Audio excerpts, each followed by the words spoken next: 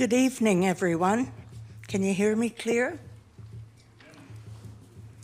I want to welcome you to the District of Sechelt E-Town Hall on our draft 2016 budget. I'm Deputy Mayor Alice Lutz, and on behalf of Mayor Milne, who cannot be here this evening, he's in New Zealand, and other members of our council, here to my left. And I want to thank you for being here tonight, and also our online audience for your interest in our discussions this evening. Through events like this E-Town Hall and the live streaming of our regular council meetings, this council is working to improve communications and engagement between the residents and your local government. This E-Town Hall is being live streamed on YouTube, so members of the public can submit questions and comments online. There's details on how to participate, and they're available on our website, sechelt.ca. Once you're at the home page, you should click on the link below the budget icon near the top right corner to go to the E-Town Hall. Details for using the social media are listed, and hopefully the links to the background information. Oh, thank you. I guess I can't do two things at once. So, these documents with the background information will remain available on the site for reference as the development of the 2016 budget moves forward. So it's a pleasure for me to start the evening with the presentation, a review of the 2015 district operational highlights. Hopefully this will be a quick review, and our Interim Chief Financial Officer, Linda Clausen, our Interim Finance Manager, Ron Worth, and Accountant, Aaron Johnson, will do the balance of the presentation. Also in attendance, our Chief Administrative Officer, Tim Palmer, our Interim Director of Development Services, Mike Vance, Engineer Sanaf Bandera, and our Finance Assistant, Amy Lang. Our Communications Department staff, Siobhan Smith and Connie Jordison, will be handling the social media and the technology duties. So we'll start with our highlights of the 2015. Most of you are aware that early in 2015, Sechelt brought our community's $25 million water resource center online. That was following a testing period.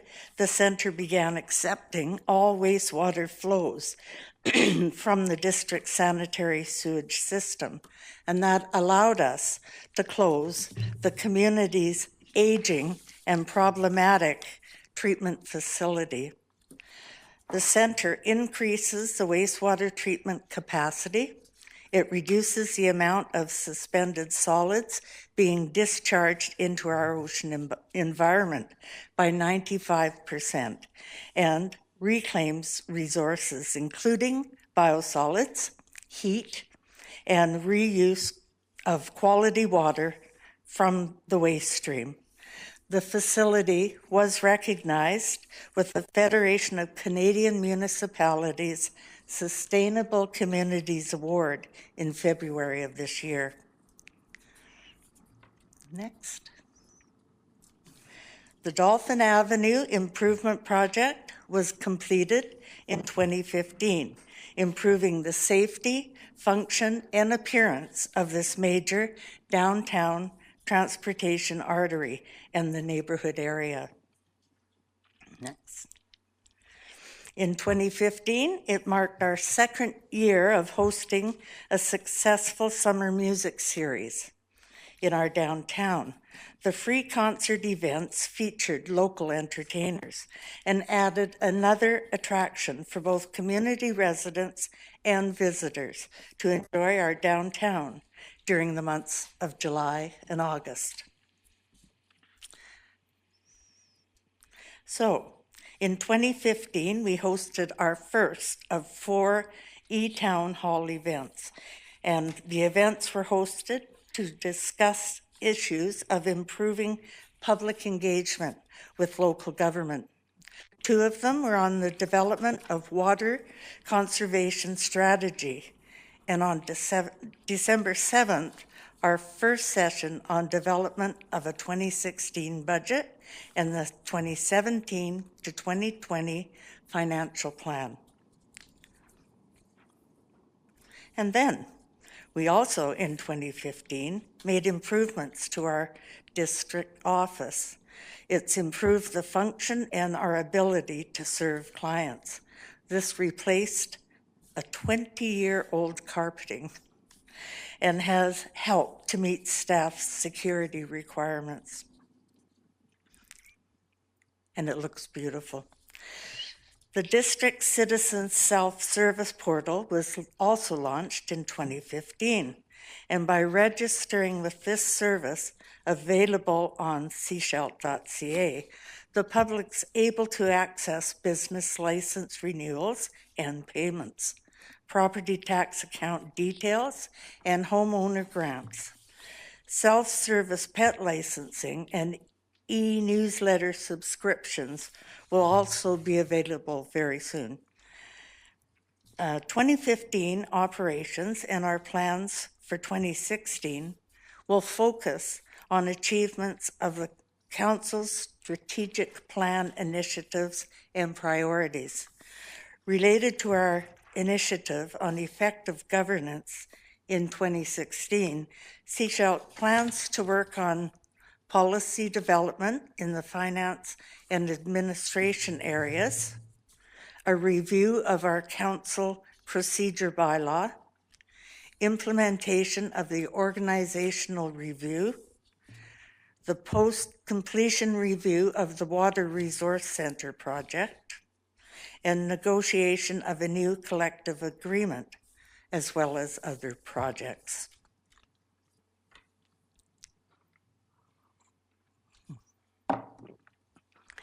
With reference to our initiative related to economic development, our work will focus on participation in the coastwide economic development function, as well as continuing with downtown revitalization efforts. In the area of community development, 2016 plans include an update of our Parks Master Plan. Another important project is the implementation of asset management plan to improve the quality of information being gathered and retained related to the district roads, building, and other infrastructure. This is essential to inform decision-making regarding investments in the future health of our community's assets. 2016 efforts in the area of our social well-being initiative will include an update of our arts and culture strategic plan and a review of our community investment policy to ensure that the program is operating effectively. The Council's initiative of building Seashelt's identity will be supported in 2016 with the development of a feasibility plan for a community gathering place in our downtown. Also, with the celebration of the District of Seashelt's 30th anniversary. In the area of community engagement, our 2016 work plan focus on integration of these live stream meetings and e-town hall events, expansion of services on the citizen self-service portal, and improving access to information through our website. So at this time, I'll check with Ms. Smith, do we have any questions online?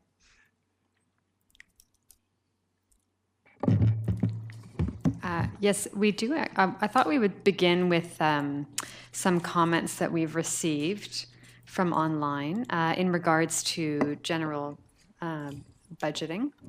So it's a bit of a long question. I will read it out for you here. It's some feedback received by Lynn Forrest in regards to our 2016 budget. And she says, in order for the council to maintain their commitment to deliver a budget that both meets real needs, such as maintaining the district's infrastructure and creates a responsible long-term value for taxes collected, I offer the following suggestions. 1, identify potential non-essential 2016 budget funding amounts. For example, A, art acquisition, B, parks and infrastructure, landscaping improvements, Kinnickinnick Park baseball lighting, Davis Bay float upgrades, Coracle Beach access, summer student funding. C, IT, enterprise resource planning, ERP, website redesign. D, roads, streetlights. E, sidewalks and walkways, Highway 101 crossing. This is Ministry of Transportation responsibility. So that is her comment number 1 as a suggestion. Her suggestion number 2 for the budgeting process is to reassess the known and potential unknown costs with items such as A, replacement and or repair of failing infrastructure as indicated in the McElhenney. My apologies if I mispronounced that. D, roads and Declan reports, roads, drainage, and sewers. Sidewalks and walkways. B, biosolids, treatment and disposal. This is Ministry of Transportation responsibility. So that is her comment number 1. This is in the elephant in the room. No one seems willing or able to acknowledge and understand, which I suppose is actually my voice echoing in the room at this time. And potential unknown costs and such as C, unresolved or pending legal issues. Failing infrastructure as indicated in the McElhenney. The third part to her question, so I'm going to see if it's my own fault. And Declan reports, roads, drainage, and sewers. B, third part to her suggestion and disposal. Ministry of Transportation responsibility. We're having technical difficulties. I'm not sure why the echoing is happening. My apologies. I will complete the third part of her question, which I suppose is actually my voice echoing. Redirect non-essential 2016 budget funding amounts to address any items identified through the process identified in suggestion 2 above. Citizens' views on budget spending are important, but there is only one taxpayer pocket. As painful as it may seem to some, all current draft items cannot be funded during the 2016 budget year. I believe the removal of non-essential items must be made in order to avoid a general tax increase and to improve the financial outlook for 2017. So I'm going to scroll back up to the top here. It's clearly more of some suggestions for the budgeting process and not so much a question, but if there are any comments at this time. I would say to Lynn, I thank her for being involved and giving us some examples of things we can look at as we go through the process. And that's what council will do. All of the things she's suggested have been and will be continued to look at as we go through the process. So thank you, Lynn. We'll keep that in our files to deal with as we go through the budgeting. Is there more?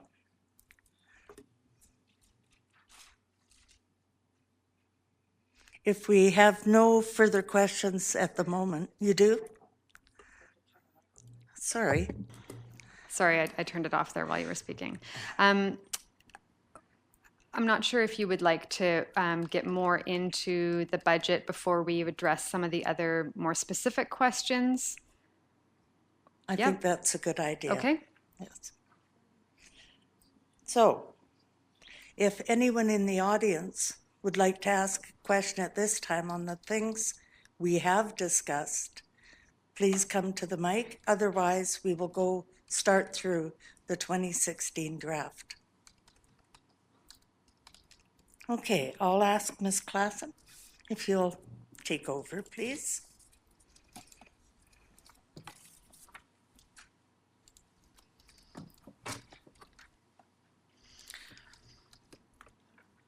Thank you, Deputy Mayor Alice Lutz, for taking us through the highlights and the priorities for the District of Sechelt for 2016.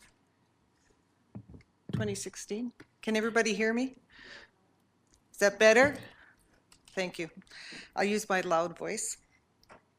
The 2015 year has been a year of change and transition. The administration has put a lot of effort in to manage all these challenges that we've been going through, from vacancies and from unexpected events. I would like to thank the administration, and especially I would like to thank Ron and Aaron for helping us through all these challenges in the finance area. And I understand that the engineering and the development services team has also put a lot of effort to bring forward the projects that they're putting forward today. Today you heard Deputy Mayor speak about some of the 2015 highlights and the 2016 priorities and initiatives. For the remainder of the time today, we'll talk about the financial budget and for 2016 and the plan for 2017 to 2020. We will be stopping from time to time to take questions from the audience here and from the audience out there. We also recognize that some of this material has already been presented in earlier times, so we're not going to be going over that as in much detail as we have before.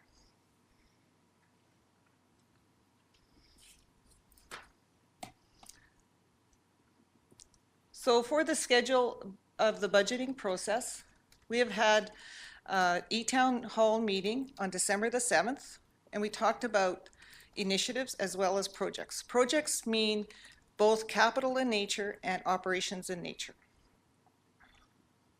And today we're holding our second E-Town Hall meeting, and it is going to be more operations in nature.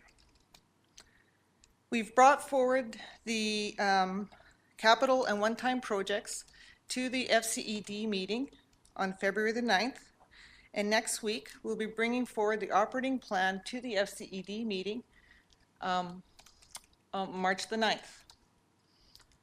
Following that, we will be bringing forward the financial plan bylaw for the readings and for adoption.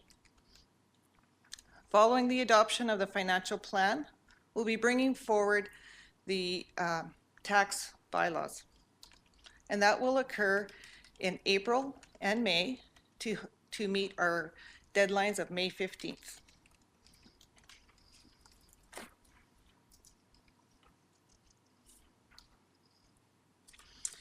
So for the 2016 draft financial plan, we will be going through a summary and introductory information, followed by revenues and operating expenditures, followed by a high-level look at the 2017 to 2020 expenditures. And finally, we will also look at debt and reserve balances. Once we've completed that, we will go through at a high level the projects and one-time costs, capital projects and one-time costs. This is our budget summary in millions of dollars. We've split it out between operations and projects. Operations expenditures of $13.3 million is funded by regular operations of 12.2 and funding by grants of 1.1. So that's regular operations. In projects, I've included both capital projects and one-time costs. Capital projects and one-time costs together is $3.7 million. These are funded through reserves of $3.4 million, grants of $100,000, and borrowing of about $200,000. The total in our expenditures for the 2016 budget summary is $17 million. This does not include amortization. The total of the expenditures is funded through regular operations of 12.2, reserves of 3.4, grants of 1.2, and borrowing of 0.2.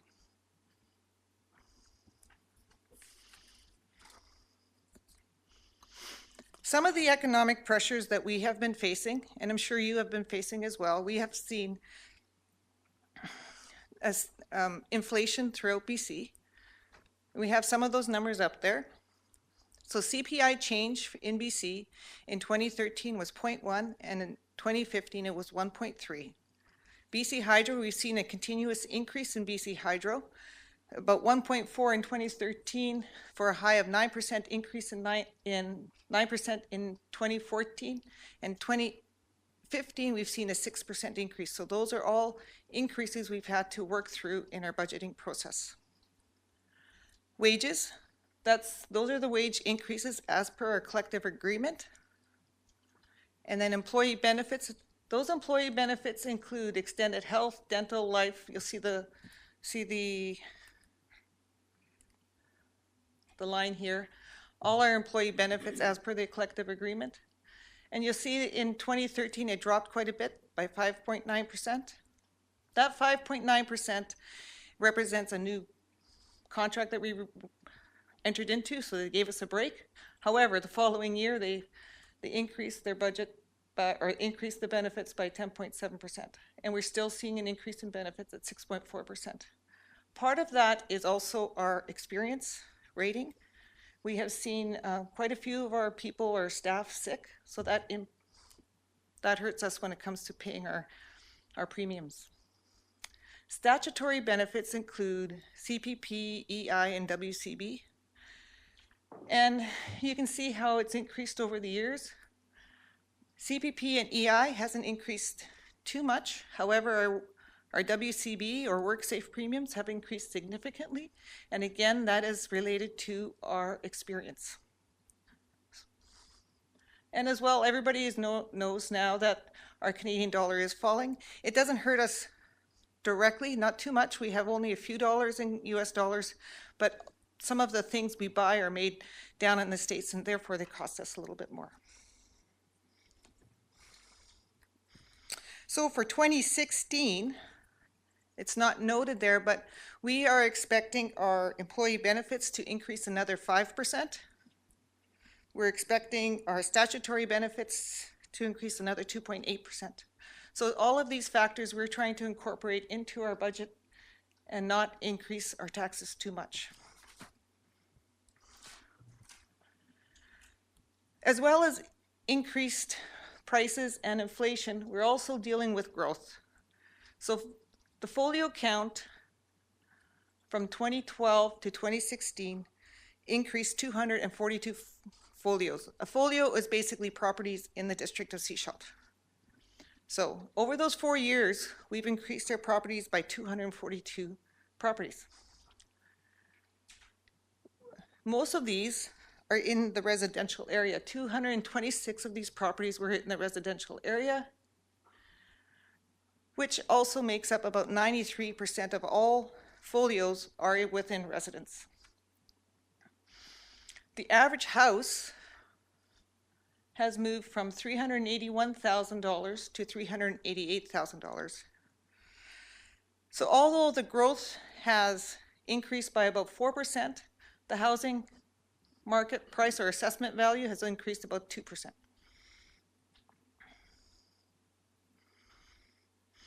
And we also like to have parks and amenities, parks and beach accesses and playgrounds. We've increased those as well. That's an increase in service that has to be maintained year over year. So we are a growing community.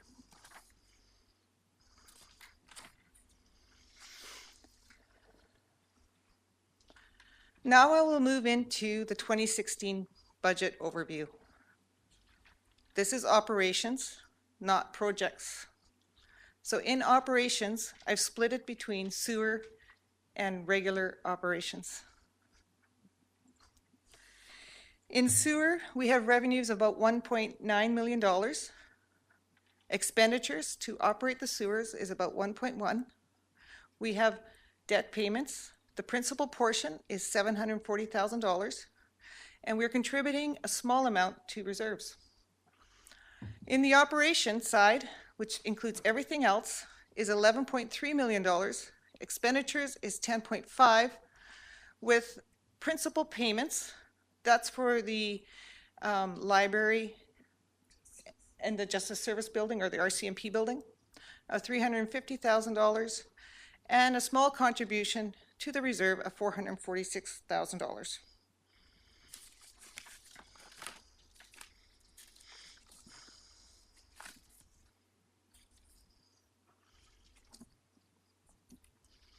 When we look at the allocation of revenue between 2015 budget and the 2016 budget, you can see that they're quite similar. About 54% of all our revenue is coming from property taxes. And about 19% is coming from sales of goods and services. So in the sales of goods and services is your sewer fees, as well as your garbage fees. And we're also we see a little bit of an increase in grants. It's about $287,000. And we'll go through the details on the grants in a bit.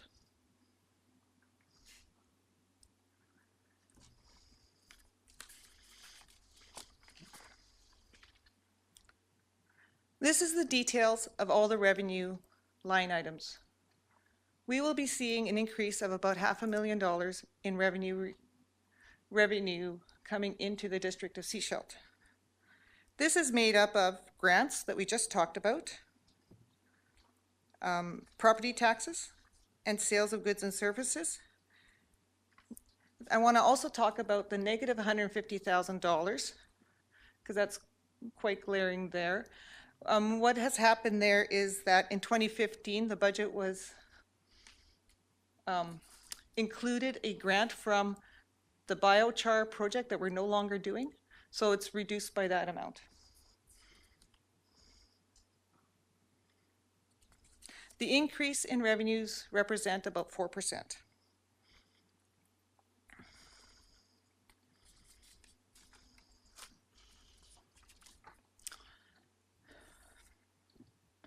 So the question that you're probably asking is, what are you doing, or what am I paying for on my property tax notice? So if you have about a $400,000 house, this is what you might have seen on your property tax notice in 2015. 30% of that will go to the District of Sechelt municipal tax. 5% will go to pick up your garbage. 13% of that will go for the sewer fees. So that represents about 48%. The remainder, which includes SCRD, the district, the Sunshine Coast Regional District, the school taxes, the fire protection, and the hospital, is a remainder of your tax bill.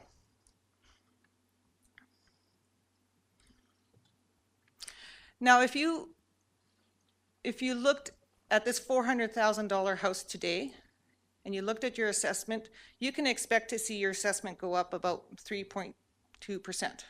So now, today, in 2016, you can expect to see that that house is now worth the assessment is $413,000.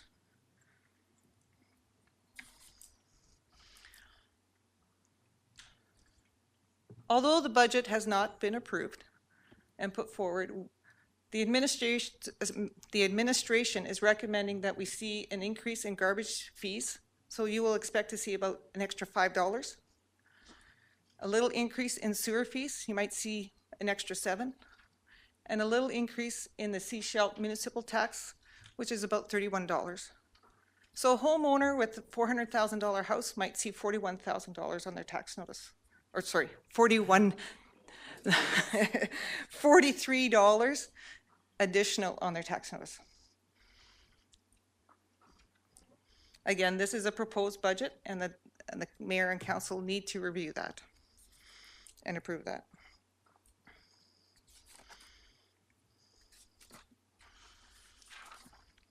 So how do we compare with the other communities? If you look at other communities, we're comparing these to other coastal communities or communities that are within the similar population. Sechelt in 2015 was $1,166. On the other hand, Squamish was $2,449. And Squamish has a population that's twice our size. If we look at Ladysmith, their municipal tax is $1,578, and their population is about the same as ours. Other communities that might be interesting is the town of Gibsons. Their municipal tax was $938. Whistler was $3,567. North Van was $2,419, and Maple Ridge $2,120. So our municipal tax is very low.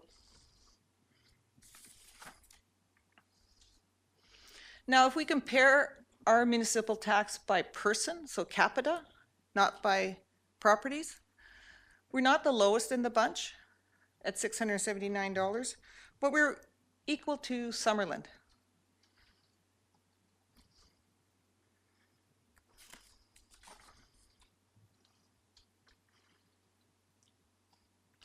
This is a slide that represents our grant revenue.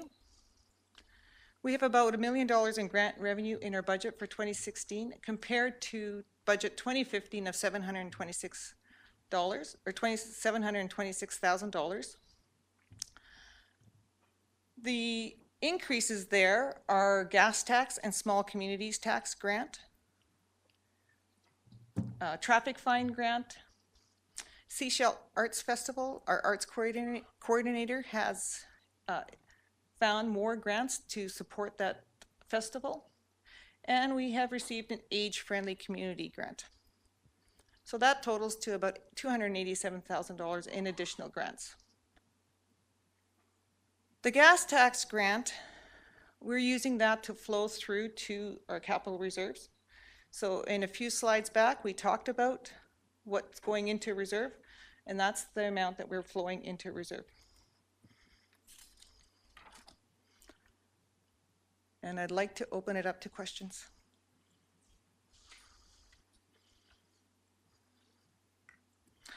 Oh, I haven't done that.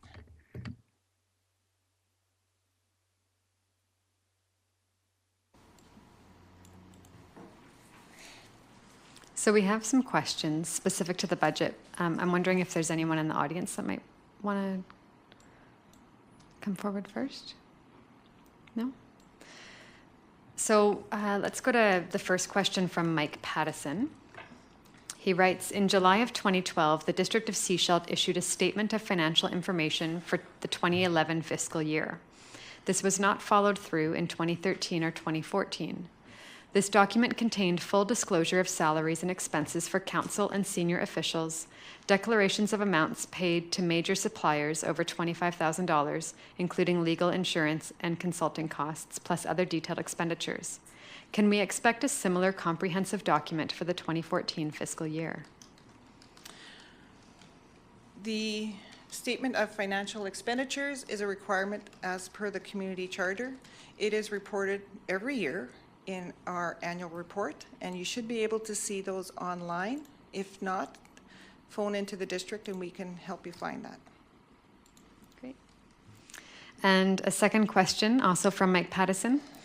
In February 2014, a referendum, which passed by a narrow margin, allowed council to take advantage of a funding option from the Green Municipal Fund for a $1 million grant and a $7.4 million loan. At the time, this money was to be placed in reserves.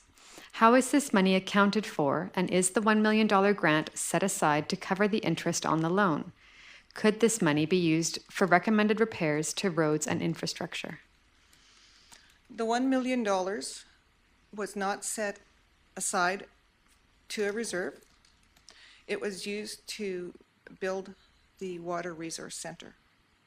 It was part of the funding plan.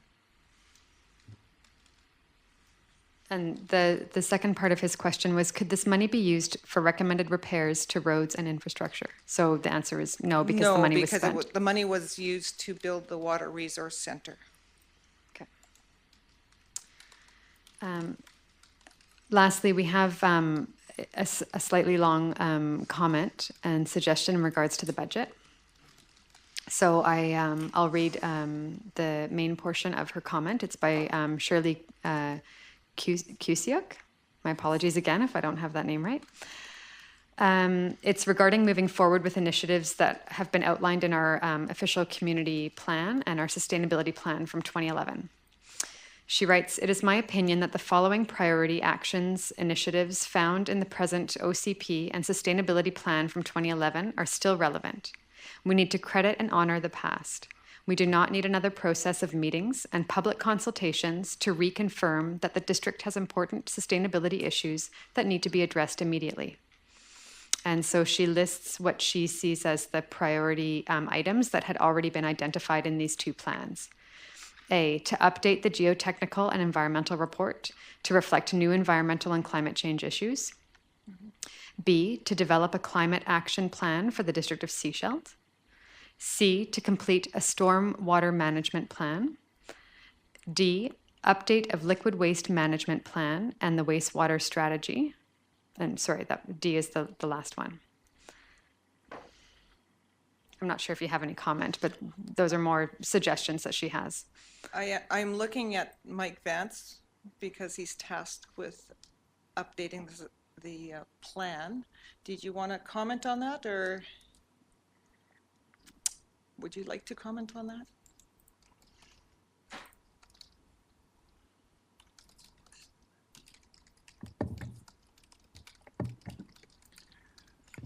I'm looking at Council's strategic plan, the update of the vision and the sustainability plan, the official community plan, and I'll also add to that downtown revitalization strategy and gathering place are all priorities of Council. So we are preparing terms of reference for that work.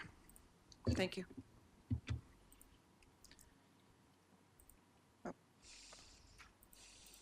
Are there more questions? There are, sorry, my apologies, one moment. So a last question that came in from Mark Nixon. In the budget discussions meetings held on February 10th, 2016, it was stated that there was no reason public could not be provided with the business cases to justify each of them. Could you please provide all the business cases for the budget items referenced or presented to Council?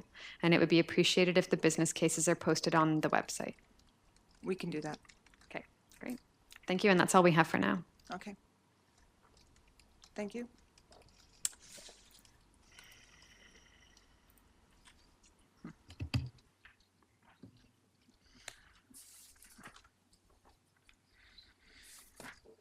So now we're moving into our operating expenses. This year we'll be spending $11.7 million in operating expenses, and I've broken it out into major areas or major categories. Development services is about 13% of all our expenditures. Parks and public works is about 20%. Administration, IT, and corporate services and finance is about 28%. So those are the three big chunks of expenses in the 2016 operating plan. Sewer, you see at 9%. Protection services, that's your RCMP, and bylaw services is 9%. And debt, which is principal, is about 9%. So the 9% basically represents $1 million. We also support the library and the airport, and we pick up your garbage.